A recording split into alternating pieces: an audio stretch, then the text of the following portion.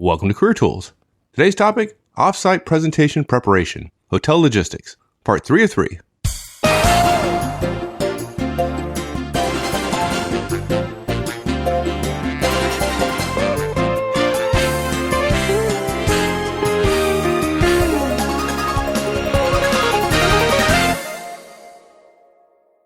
Hotels receive all kinds of packages on a regular basis, right? They get packages for themselves. They get packages for their staff. They get deliveries for arriving guests. They get deliveries for groups, either using a meeting or staying as a group in the hotel. Mm-hmm. And your package is just one of them. And if you want to be successful at a conference or doing a presentation at a hotel, you need to manage any advanced shipments pretty tightly. Yeah, you won't know how the hotel is going to handle your shipment. You just won't.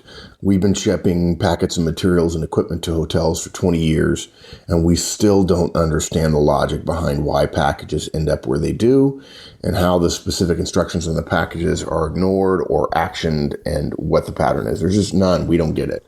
If we saw a pattern, good or bad, we could plan around that, right? Or use the process, whatever it is, to get what we wanted. And certainly part of this is that every hotel handles it somewhat differently. We just haven't been able to figure it out. Even today, after 20 years of doing this, we are at best hopeful. We're usually just resigned. And at worst, we're fearful of the status of our packages at hotels that we go to. Now, it's not a pattern, but as a general rule, packages for arriving guests are kept near the front desk. But that's only a general rule. Sometimes they're kept in shipping. Sometimes they're in banquets. Sometimes there's a cage. They call it the cage. Sometimes the conference you're presenting at, for instance, this happens, has its own special place worked out in a command suite, probably, upstairs somewhere. So there's all kinds of different ways. Yeah, each hotel is different. So what are the things that you've learned that help address the issue that there are really no kind of standard processes? How do we ensure, or at least help ourselves in reducing the chances that our package is not going to be there when we need it? Well, thematically, it's the same as planning in advance, which is do so assertively, manage the details. You don't have to manage aggressively in the sense of being rude or unprofessional. I think actually the word we used was affirmatively. We're going to know how to do every single step to reduce the degrees of freedom, if you will, in every single step. The first one is ask in advance how to address a package. You ask the hotel how their system works. Usually, packages are addressed to yourself with an addenda next to your name like arriving guest or meeting presenter. But look, when they sign for your package, they don't go and check that you're a future arriving guest. They don't. And because they don't, they're not sure where you're going to be. And it depends on the training of the person at the front desk, right? Or the person who's signing. Usually what's supposed to happen is that the package received is put where anyone on staff can get to it. But you never know. So ask in advance how they would want to do it. Would it be better to ask them to deliver the package to your room so when you get there, you can find it? Would that help? Believe it or not, no way. No. Okay, we've had the least success of all of the processes we've tried with this approach. Look, it might work if you're going to be at the hotel for 2 to 3 days before you present, and you don't care that whether it's there in the first 8 to 10 hours. We still don't recommend that as a plan. And look, the reason is pretty simple. What happens is the hotel makes a note in their system which says, deliver package to room upon check-in. Once that note's in the system, the front desk people don't have to worry about it, as they're not going to be the one that's going to deliver it. But who does deliver it? You just never know. And sometimes it's already in the room if they've picked out the room. But then if you change your room, it's not going to be noted in the system that you changed. Well, your room change will be noted, but they won't pick up on the fact that they left your package in what is now going to be somebody else's room. If it's not in your room, you have to call the front desk who's going to check their system, inform you that there's a note that says, deliver the package to room upon check-in. But again, because they're not going to do it, they're just going to call housekeeping or call the bell staff or whatever. Front desk doesn't know where your package is. If they do a cursory look where some packages are kept and they don't find it, they'll assume housekeeping has it or the bell staff has it. But they're not going to check. and neither is the bell staff, and neither is housekeeping. And suddenly you're just in this gray area where no one feels an obligation to go get the package, and yet you don't have the package. And it's interesting. One of the things I've learned is that hotel staff really think often, and I think part of it is youth just learning how to be a professional in a job, right? Because these jobs are fairly low paying in many cases. I think it's a case of not understanding the difference between I did my best and the guest still doesn't have his package, right? If you're shipping something and you don't have it, then the actions haven't been completed. But to a young person, and I think this is probably true of me when I was 20, 21, 22, says, well, I've done what I can, and that's good enough. They don't realize until later that customer service means it's not enough to do what you can. The guest still doesn't have what they're looking for. Right. Now, it's pretty obvious what the answer is, but let's address the issue of making sure that the package actually gets to the hotel in the first place. I mean, once you get to the hotel, it could get lost. And I suspect you'd recommend you just don't ship it normal U.S. postal service if you're in the U.S., for example. Yeah, you use a shipping service that has signature guarantees and has tracking abilities, right? I mean, it's a fairly standard way of doing things nowadays for high value goods and services that we're shipping, right? You want to be able to track it. You want to be able to guarantee that it got there. You've got to have proof that the hotel received your package, period. Now, look, we recommend FedEx in the U.S., and there's really a really simple, I discovered a clever reason once when I was allowed back behind the front desk to look at packages. There was all kinds of regular boxes and different shapes and sizes and so on. But the one type of box that stood out was FedEx pre-prepared boxes. If you use FedEx packaging, it's distinctive and it's easier to find in a pile of boxes if you tell the front desk, hey, it's a FedEx box. And look, if you use somebody else, if you use UPS in the States or DHL or what have you, wherever you are, just try a simple trick of take a picture of the box before you ship it and print it out and then hand it to the front desk staff to help them look for the package. Right. And you would think that shipping something via FedEx would suggest to the hotel, particularly if you had a signature of the person at the hotel staff who received that package, which is absolutely required, you would think that would be a guarantee that the hotel would then agree with you that, in fact, the package arrived. But that is, in fact, not true. I assume you're referring to one of our recent escapades. Yes, I am. Yeah. Yeah. But having a proof of signature that the package was received in general helps. Not in every hotel, but not in every hotel. Majority. That's part of the reason we're writing this cast, right? Once the package has been delivered, right, and you have notification online. And by the way, folks, I mean, if you're not giving yourselves at least 2 days leeway on a package, you're making a mistake. If you're having the package arrive the same day you are, I have no idea how your particular hotel handles who signs for packages and where the packages might be. They might come to shipping and they may take a full day to get to the front desk when a Bell staff person has a minute to bring them in a hand truck up to the front. Give yourself a couple of days. But look, once the package has been delivered, right, you're going to be able, with using the right services, you're going to be able to print out the proof of signature from the firm, right? Notify your hotel that it has arrived.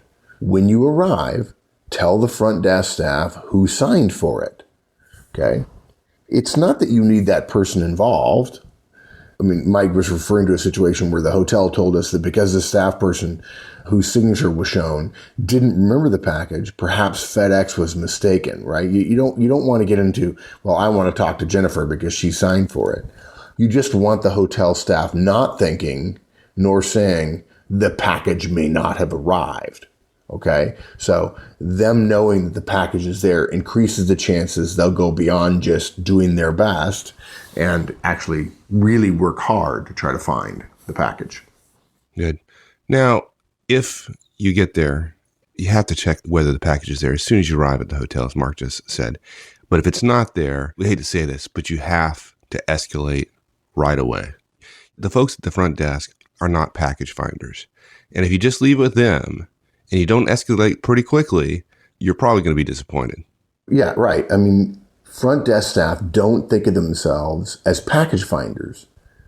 They think of themselves as folks who check people in. And there's almost always a steady stream of customers wanting to be checked in, and finding a package, which they're not good at and they don't think of their job, they're not going to do very well. They're unlikely to be good at it. And so you need to get somebody else involved who will encourage them to do what needs to be done to find your package. Can I just mention one more thing? It occurs to me that we talked, just going back a little bit on packages, we talked about not having it delivered to your room. Let me add something to that. I just thought about this. Don't let the front desk staff say, even if you haven't had it addressed to your room, well, now that we know your room, we'll deliver it to your room, right? That may seem like a gigantic difference, but it's really not. The moment they say, we'll have it delivered to your room, that front desk staff person is going to forget about it. They may make a note. They may suggest somebody look for it, but you're still in Never Never Land. And if it hasn't come in an hour or two and you call down, they're going to say, well, we're looking for it. Well, you still have no sense of whether or not they actually have it or where it is or when it's going to get there.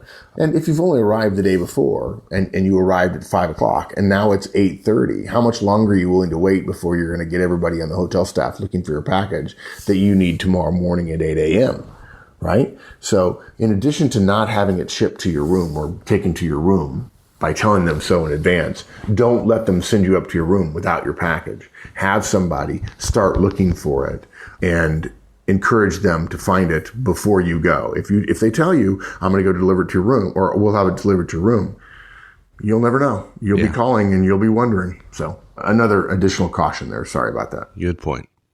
Now, we talked earlier about walking through the BEO when you arrive to make sure there's no problems. But one of the other things you need to do is plan for an AV walkthrough the day before. A lot of hotels are going to suggest that, hey, the AV guy is going to show up in the morning and he'll have it all set up prior to your presentation starting. And right, not a good idea, right? Right. Yeah. Look, there's an easy reason why too, right? It gives the hotel a chance to react to your requests and changes if you talk to them the day before. Okay. Part of this I've discovered is that AV people, once they're at the hotel, don't want to go back to the AV offsite location where they keep stuff often.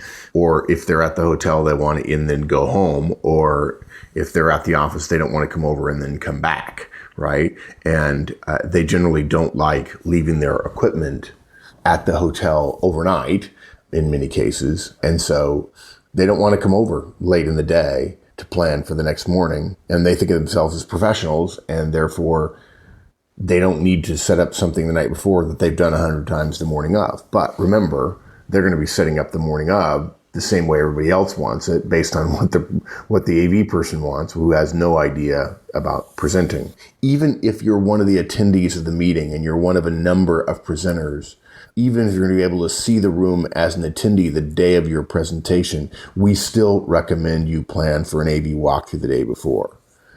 Now, let's make an important point here about making changes as well. You might think to yourself, well, if we manage things really tightly, changes should be at a minimum. And you'd be right in most situations. We're recommending you, as we've said, that you manage this process affirmatively, right? And so changes should be at a minimum. But it's not necessarily changes that you might make, right? The hotel, as we've already talked about, might make changes to your agreement. The room, for instance, your BEO, if you have one, they can change things without your approval, and they're within their normal rights to do so. So it's a matter of you not just double checking what you want, it's double checking that the hotel is going to give you what they've previously asked for. Okay, so if we're going to manage it affirmatively, here's some further suggestions, right? We've got to ask for a specific time for AV personnel to meet you. Set a time, set a location. Best location is obviously the room you're going to present in. Now, if somebody is in the room, meet with AV folks when the room is free, even if it's 10 p.m., when the room is being broken down from the previous day's event. We regularly meet AV folks at 10 o'clock at night in the room that is a mess from the previous day. And you ask for a specific time, because if you are told, hey, look, the AV people are in there, we'll page them. When do you start thinking they've gone home? Is it 8? Is it 9? Is it 10? And if they go home and say, oh, I'm so sorry we didn't catch them, now you're left to do something tomorrow morning. And it's yet another degree of freedom that you will have to deal with between 6 and 8 in the morning if you're one of the first presenters. Yeah. Get it done the night before and meet a specific person. Or meet at a specific time. And let's go further. Ask for a specific name. Find out who the AV person is that's going to meet you. Someone, as one of my bosses told me, Mark, someone, quote unquote, isn't accountable. Terry is. If Terry isn't there, you can call the front desk and have Terry found and brought to you, right? If you ask for someone, what happens in that situation? Hey, someone from AV was going to meet me. Oh, okay, sir. We'll see what we can do. And the front desk calls various departments, and the calls sound like, hey, do you know anything about somebody meeting with this person in ballroom A? No? Okay, I'll try somewhere else. And then they get interrupted by somebody checking in, and they don't call every single department, and maybe they don't know all the AV people's names, and so they don't know if Terry is a houseman or a banquets person or a catering person or an AV person. Yeah.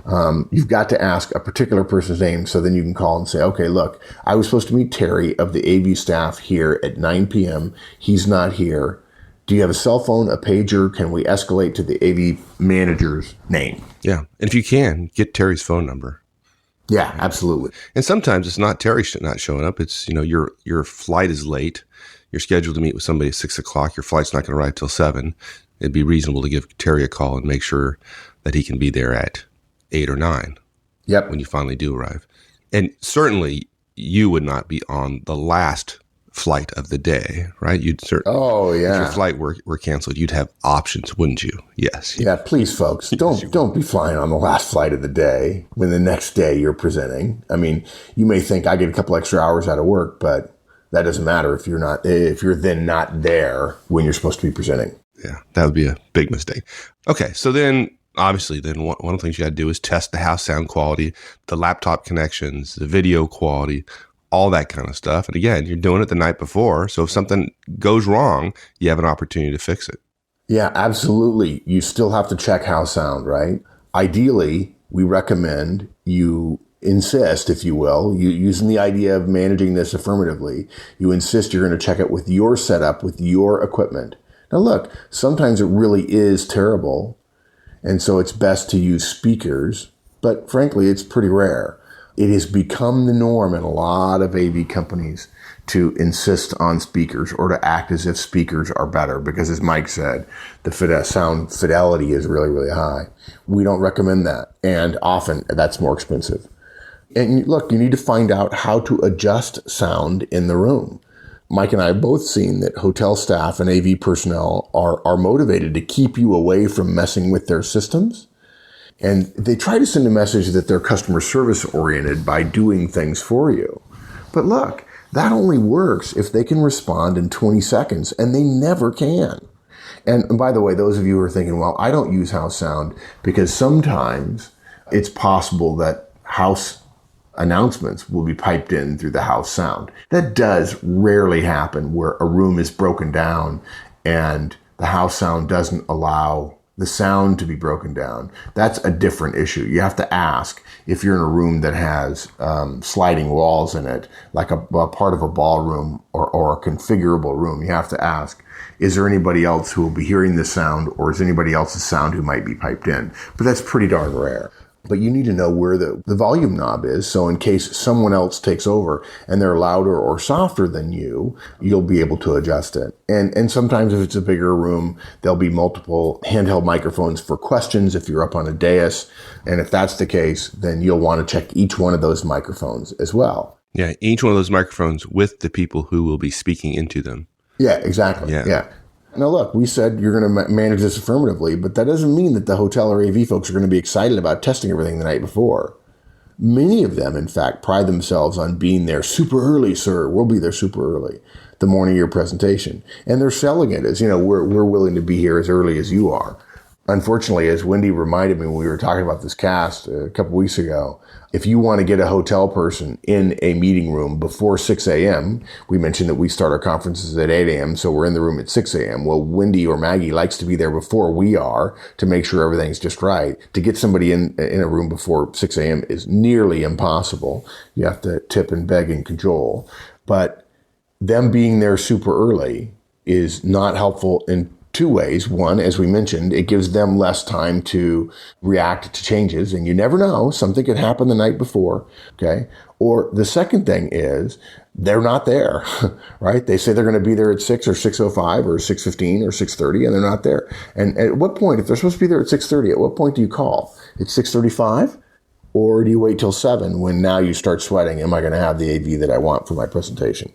What ends up happening here is if you wait until the morning, even if you have plenty of time in the morning, you're relying on their expertise within a tight time constraint. And if they fail due to time constraints, you're the one that looks less than professional. We're not saying they're not experts, but some experts need sometimes to physically go get something. It takes a half an hour or 45 minutes. Okay. And again, we'll talk about this in terms of arriving early. We want you to look like a professional and be ready. And if you're running around solving problems that you could have solved the night before, and you're not shaking people's hands, you're not talking to people, you're not acting and looking and being relaxed, you don't come across as a professional.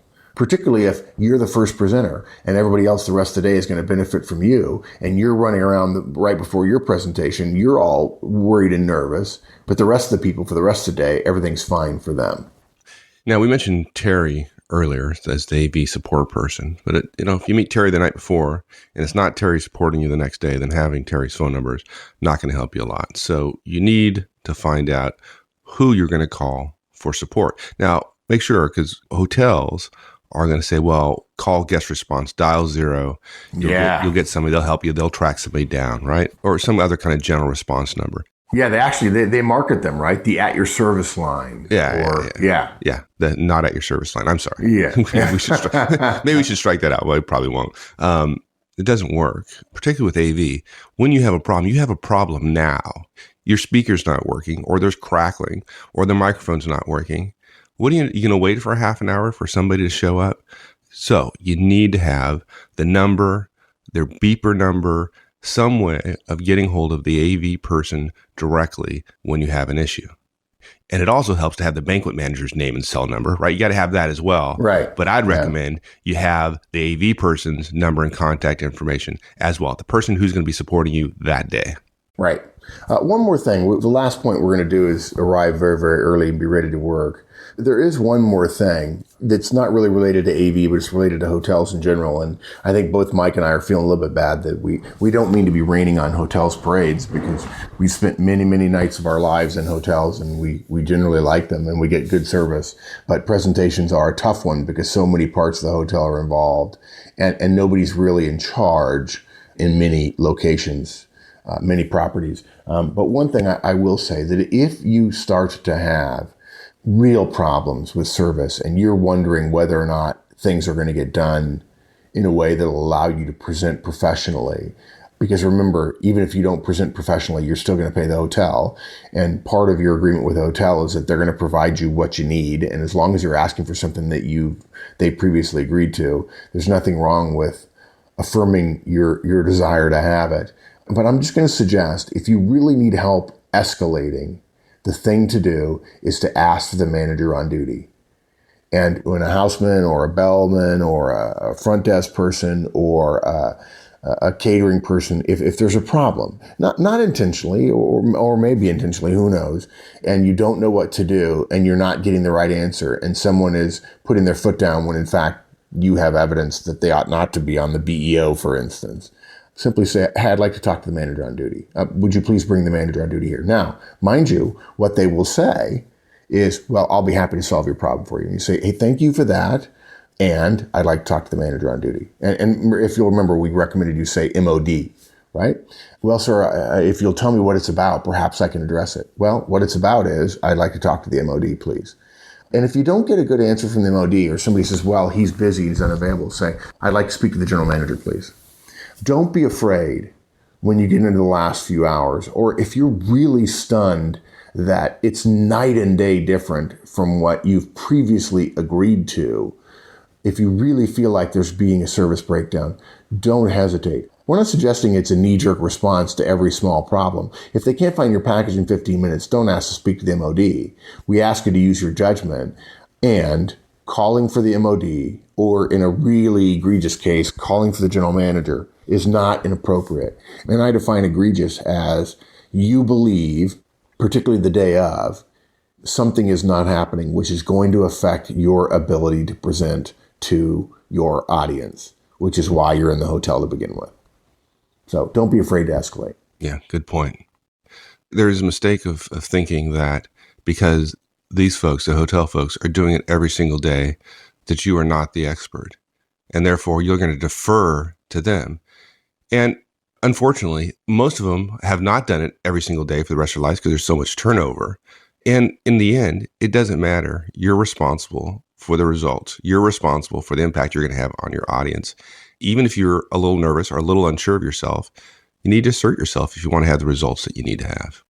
Yeah, I think it's a good point. They think of themselves as an expert. They see themselves, right? They can't see us and we can't see them. But after 20 plus years, we have a good sense of it. And for people like us, we present more than they prepare for presentations. And more importantly, preparing for the presentation is not what's important. It's the actual presentation. And they're thinking about process and you're thinking about end result.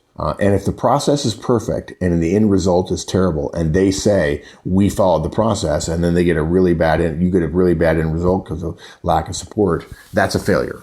Whereas if the process is a total failure in their minds, it's totally messed up and the final result is perfect and there's a great presentation with logistics all be taken care of, I would argue that's a success.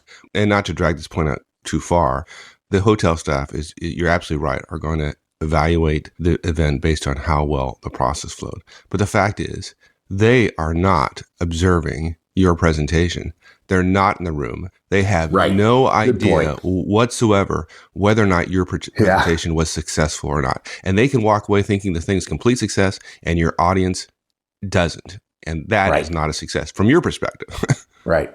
For most hotel staff, if you're in the room on time presenting, even if they're messing with something in the back because it was a small change or they ran out of fish or the cookies have changed or whatever, or a houseman showed up late for work that day, if you're in the room presenting, it's a success, right? Yeah. And that's not the standard. Yeah, right. Exactly. Okay. So our last point, I think we've mentioned this, but you have to arrive incredibly early before your presentation and be ready to work. And we say early, we show up 2 hours before the start of the day. And if Maggie and Wendy are with us, they show up 2.5 hours before we start. And we've been doing this for 25 years. Yeah. And we still show up early. And look, we do this with clients too, and clients are stunned. And folks, if you're fairly new to presenting and a hotel person says, well, no, we can be there an hour before. Remember, we started out by saying, be affirmative about this. Say to them, no, I want to be there 2 hours in advance. Okay. Insist on this. If you have to, find an open door into what we call the back of the house and ask a houseman, I'm trying to get into this room. Would you please unlock it? Find a security guard and get them to unlock your room so you can get into your room. Okay? We've done that. I've done that. I go up to them and I say, do you have a key? I have to get into the room that I'm presenting in. You never know until you walk into the room whether things will have been done as promised. Remember my story about losing all the stuff off the walls in Indianapolis, right? As we have recommended in other presentation guidance, be so ready that you aren't working furiously right up to the start of your presentation.